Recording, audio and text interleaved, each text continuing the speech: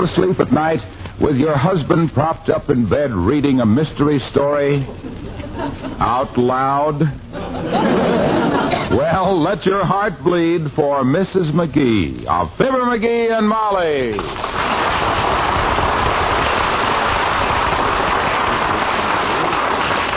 As a shot whined through the darkness and 4 more victims fell to the masked monster, Hemingway Savage, the great detective... Oh, McGee.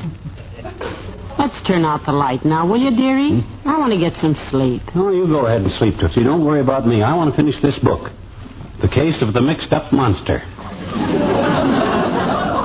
You go to sleep. How can I go to sleep with you reading it to me? I'm not reading it to you, Molly. I'm reading it to myself. I like to read mysteries out loud on account of because I can follow the story better when I can hear it.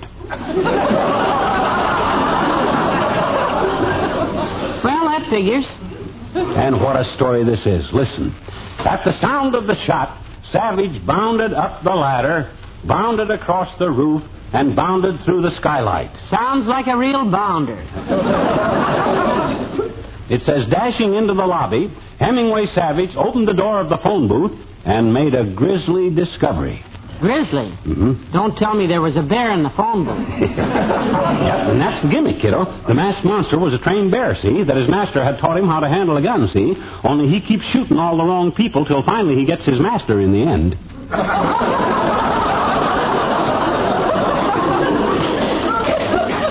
Oh, that can be painful. Yeah. Well, it was no surprise for me who done it. I'm quick on deductions. I got what you might call a deductible mind. I'd make a great detective. All right, Sherlock. Give us a demonstration. Let's see you follow the trail to the window. What? Deduce how far you should raise it to get some air, and then shadow yourself back to the bed. Do we have to raise a window, Molly? There's snow on the ground tonight, kiddo. You know, snow. My gosh, in the morning we'll be froze solid side by side like 2 long ice cubes in a tray. Now, it's not that cold. The snow's half melted already. Now, go on. We need some air in this room. Okay. Gee whiz, if I'm froze in the morning, I don't... Hey, Molly. Come over to the window. Hurry up. There's a fellow across the street watching this house. Oh, McGee, you've had too much Hemingway Savage. Now, let me see. See? He's right over there behind that tree. You can see his shoulder and the brim of his hat sticking out. Heavenly days, McGee, you're right. Boy. He's there, spying on our house. Probably a burglar casing the joint. Oh, will he be disappointed. That silly optimist. Turn out the light, quick, Molly. Well, now, here's your chance to use that detective instinct, dear. Huh? What would Hemingway Savage do? Oh, I don't know what he'd do, but I know what I'm going to do. Maybe you should call the police. McGee, I said maybe you should... McGee, get your head out from under the covers.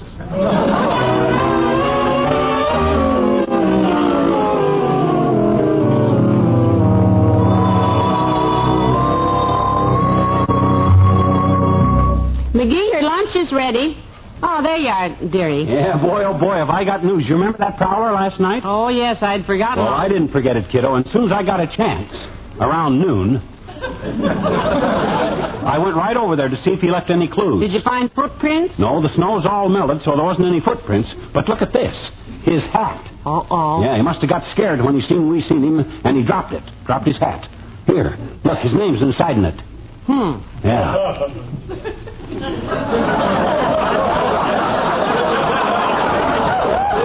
See it? Sure. Hector Howell. Hector Howell. You know that sounds familiar, McGee? Well, it oughta. Hector Howell is the guy which moved across the street next to Mort Toops a month ago, and which I figured ever since he's been there was as phony as a mustache on the Venus of Milo. Why, of course, our new neighbor. You betcha. But why should he be spying on us? Because he thinks I'm on to his secret. What secret? Well, I ain't sure yet, but he's got one. When he first moved in, I went over there and I borrowed his hedge clippers, and he pretended to be a real neighborly. I see. Yeah, and then an hour later I went over and borrowed his garden rake, and he wasn't quite so friendly. A little standoffish, huh? Yeah. Then an hour after that I went over and borrowed his hose, and he gave himself away completely that time. Told me to stay on my own side of the street. That guy's hiding something, kiddo. Probably his lawnmower. I'd have made any more trips, he'd have even been more suspicious. Lucky I never took any of them things back.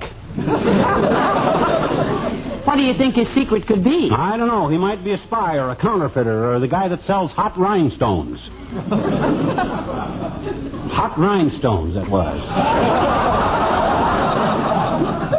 But whatever he is, I'll find out. How, dearie? Well, remember a couple of weeks ago I got a package in the mail? Yes, and you hid it from me, too. Yeah, well, you know what that was? What? That was a little dandy Dick Chasem detective kit. Yes, sir. Which I sent away for to little dandy Dick Chasem. It includes 10 complete disguises, a magnifying glass, and the address of a man in Little Rock, Arkansas, where you can buy a bloodhound.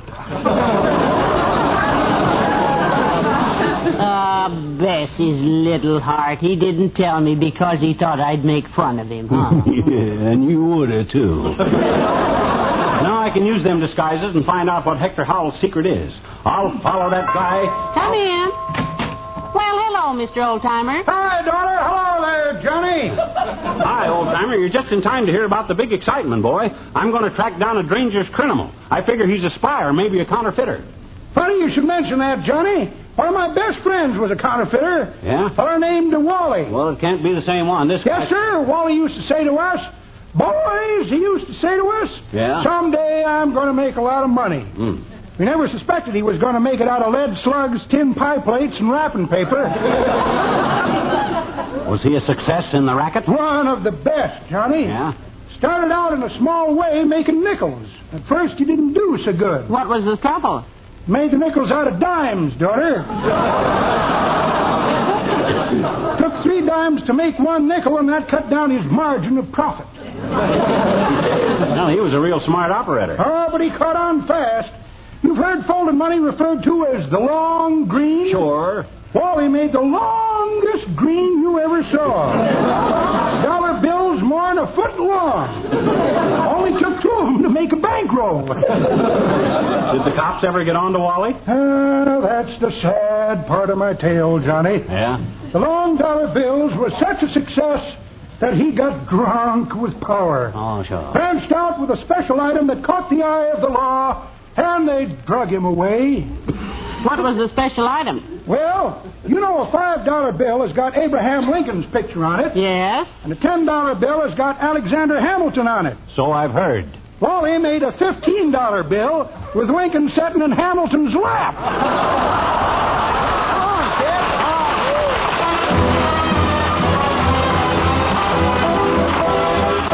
Watching out the window, Molly, while I pick the right disguise here.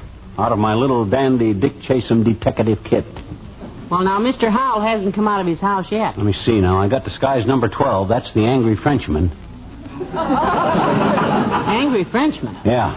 That's a Van Dyke beard and a pair of gloves for slapping people across the face. I don't think I'd try that. Oh, hey, I got it. This is the one, Molly. Disguise number 3. Male Chinese.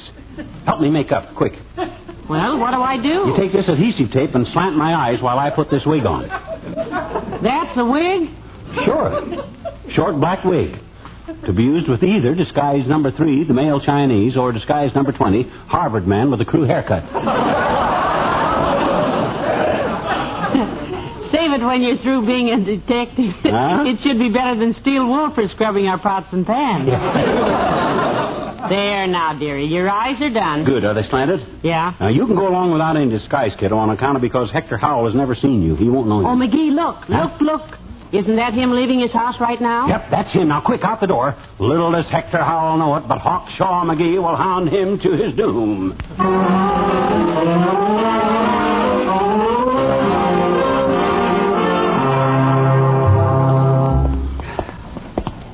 Have you still got the man in sight, dearie? Don't you worry, I ain't took my eagle eye off of him.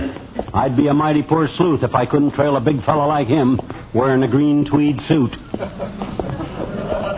Well, you almost lost him at 14th and Oak when your wig slipped down over your eyes. Yeah. Hector Howell ain't going to get out of my sight, kiddo, no matter what he tries to do. Where'd he go? He's gone. He disappeared. Where'd he go? Into the shop down there. He did. Which one? The chop suey parlor? I'll bet that's it. He's part of a smuggling ring. They're smuggling in them silk things that the Chinese women sleep in, you know, pagodas. No, it wasn't the chop suey parlor. It was the place... It was the plumbing shop. Sure, that's it. He's part of a spy ring. They're going to put peepholes in all of our pipes with a periscope in the basement. Then they can sit down there and peep up our pipes.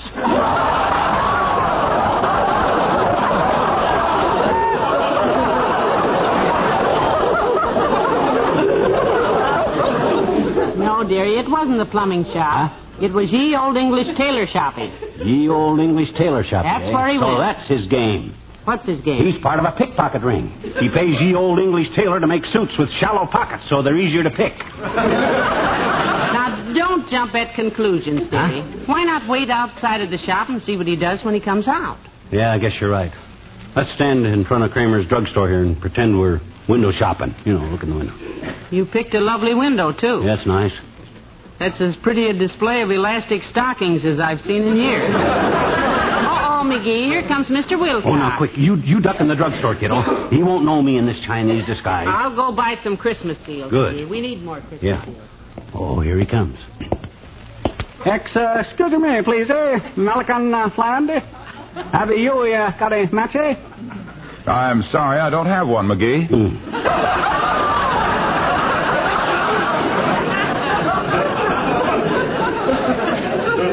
You're long, funny. Me not the McGee. Me sing low. Well, sing as loud as you please, pal. It can't sound any worse than that gibberish you're talking. Hello, Mr. Wilcox. Didn't work. Nice try, Sing Low. Hello, Molly. What goes on here? Well, he's a detective today, Mr. Wilcox. He's making like Hemingway Savage. Oh, do you read Savage, pal? I picked up a copy of his latest book last night, The Case of the Carefree Cadaver. I haven't read that one yet, but tell me about it, Hilo. Well, you know, it was a cold night. Just right for sitting in front of an open fire. Yeah? So I took the book home, got a fire going. Then you started to read. No, then I went into the kitchen and made a big pan of chocolate fudge. Oh, chocolate fudge. Naturally, I used pet milk because its richness assures you of perfect fudge. Oh, yes, perfect fudge. Smooth as butter and not a bit grainy. Well, I piled the fudge on a plate and sat down in front of the fire. And then you started to read. No, then I ate the first piece of fudge. And was it terrific? And then you started to read. No, then I ate another piece. There just isn't any better chocolate fudge than the kind you make with Mary Lee Taylor's pet milk recipe. Do you know how to read, Junior? Why, sure, pal, but this recipe has been a favorite down through the years, and it's still so popular, it's been named the pet milk recipe of the month, featured in grocery stores everywhere. Okay, Fudgy. But about Hemingway Savage. This Hemingway Savage's book. Tell me about that book, the book. I'm sorry I can't, pal. I never read it. You never read it? No, I never intended to. I just tore out the pages and used them to start the fire with. This boy has got to go. Well, we'll let you know what happens with our case, Mr. Wilcox. McGee may turn out to be another Sherlock Holmes. I'm glad you mentioned Sherlock Holmes, Molly. Why, Mr. Wilcox? Well, because of the people who decide to make fudge and find that they have some pet milk handy. What that got to do with Sherlock Holmes? Well, that's a very good question. But then they realize that it's sure luck to have it in their homes. Goodbye now.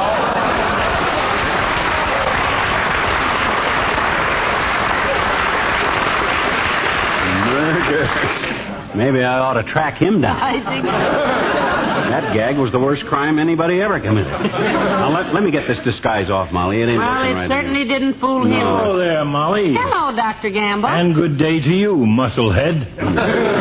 Hi, melon shape. Get back in the doorway here. I don't want to attract attention. What are you doing, hawking razor blades for Christmas money? Because I don't want any. No, he's a detective today, Doctor. There's no use telling him about it, Molly. He don't know nothing about detective work. On the contrary, flap-lip. As medical examiner of Wistful Vista, I've been closely associated with our police force. Is that so? Yes, two of my friends, Sergeant Max Schwartz and Sergeant O. Ginsberg, often take me along in their prowl car. Well, they must do their prowling in a Greyhound bus if they can get you in there. A guy your size couldn't get in. Oh, now, McGee. Have you had any exciting experiences, Doctor? Oh, yes, had one last week, Molly. We were cruising along when an order came over the radio.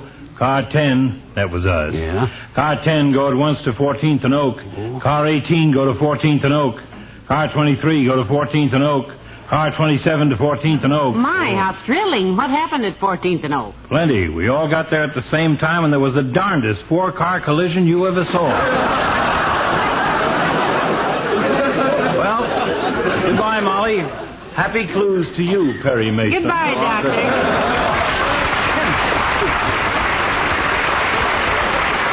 Him and his two-bit experiences. When I track Hector Howell down, every newspaper in the country will... Oh, McGee, look. Huh? Look. Getting into the cab there. Isn't that Mr. Howell? He must have left ye old English tailor shoppy while we were talking to Dr. Gamble. Oh, no, that ain't him. Howell had on a green tweed suit. That guy's wearing a blue serge. Well, maybe he changed in the shop. Ah, I ain't only going by the suit, kiddo. I got a camera eye. And once I put that eye... He nodded to you. Anyone you know? Yep. Who? Hector Howell. He's skipping town. He's on the lam. Quick, where's our car? At home. Oh, curses. Spoiled again. Well...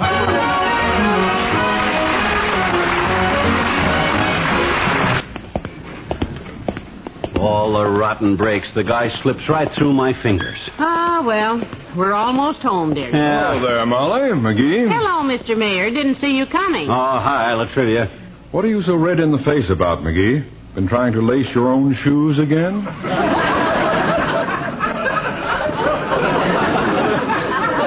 I'll tell you what I'm so red in the face about, Latrivia. Because I've been knocking my brains out all day doing a job that so-called cop force of yours sits around all day playing rummy instead of doing it, too. That's why. Oh, no. Huh? McGee, if you've been directing traffic again, that suspended sentence of yours still stands, by George. No, Mr. Mayor. No, not this time. No. I've been trailing a criminal, a crook. Well, if you have any evidence of criminal activity, McGee, just turn it over to the police. Ah, the police, patooey.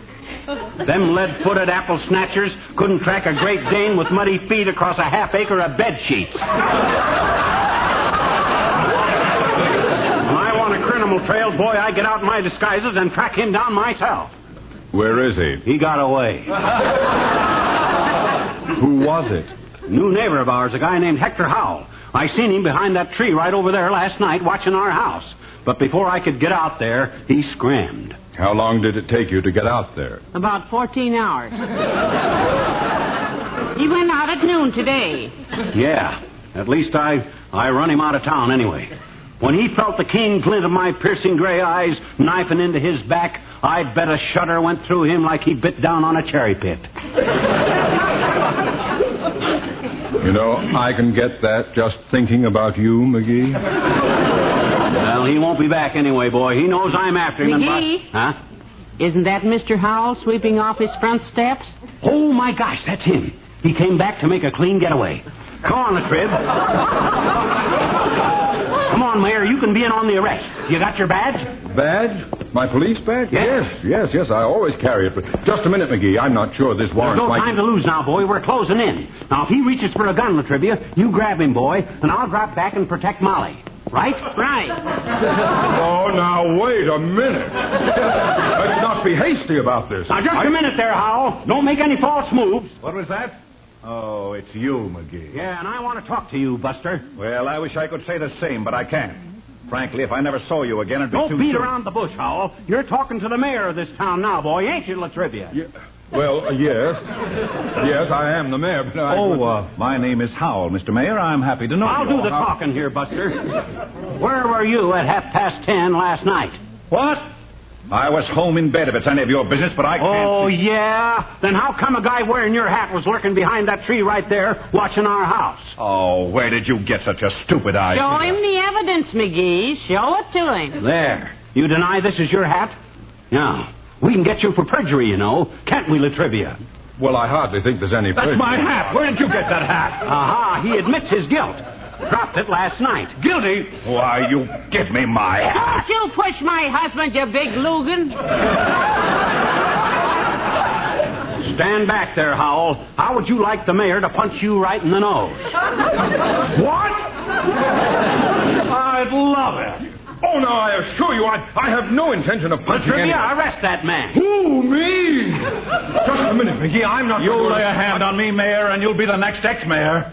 What right has this rattlehead to come over here with my hat, which... That's it. Mayor, I demand you arrest this man for stealing my hat. What? Oh, I don't think McGee would... I mean, it's the wrong size. If you don't arrest him, I'll call the police. Now, don't push me, Howell, don't. If you don't arrest him, I'll call the governor. Stop shoving me, McGee. I demand arrest that man. Oh, McGee, hush, all of you. Hush, quiet. Here comes the little girl down the street. Now, don't let her hear you arguing like that. Oh, I'm sorry. Hello there, Teeny. Hi, everybody. Hello, Timmy. Hi, Mr. Mayor. Hey, Mr. Howell, where's little Hector, Little Hector's out in the backyard, Teeny. Run on back there and play. Oh, there it is. There's the hat. I've been so worried about the hat. This hat you were? Sure. Little Heck and I built a snowman yesterday, right behind that tree there. And Heck said we could put his daddy's hat on it. And today the snowman was all melted, but the hat was gone.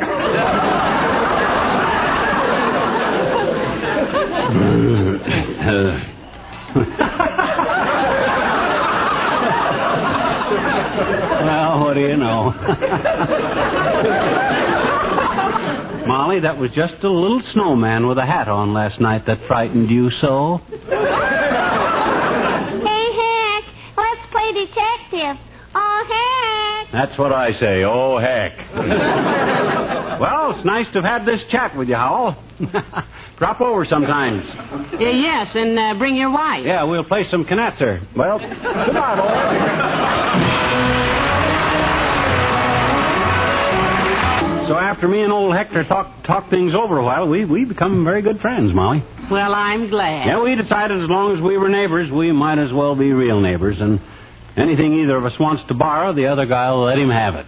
Yes. Mm-hmm. He just called up, dearie. Oh? He's coming over tonight to get your car keys. They want to go to Chicago. Where's my ball bat? What are you going to do? Just what I